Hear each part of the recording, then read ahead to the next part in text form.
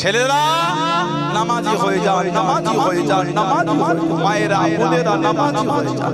কেন নামাজ পড়ে? ভয় হয় না? ভয়। সকাল থেকে ঘুম থেকে ওঠা থেকে নিয়ে ঘুমানো পর্যন্ত ইবাদত বলে কিছুই হচ্ছে না। আল্লাহ পাক আমাদের রিজিক বন্ধ করছেন না। বন্ধ করেছেন? বলেন আল্লাহর ইবাদত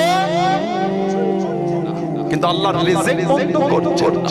আল্লাহর কাছে মাফ চান, নামাজি হয়ে যান। আল্লাহর রাসূল বলেছেন as-salatu imaduddin, দিন নামাজটা হচ্ছে দ্বীনের খুঁটি। সুবহানাল্লাহ। আর কি জোরে বলা গেল না? যার দ্বীনের খুঁটি নাই সে আবার দিয়ে মজবুত হবে কি করে? ঠিক না ভুল বলছি? বললাম আল্লাহ রাসূল বলেছেন আফজালুল ইবাদাত ইবাদাতুস সালাহ।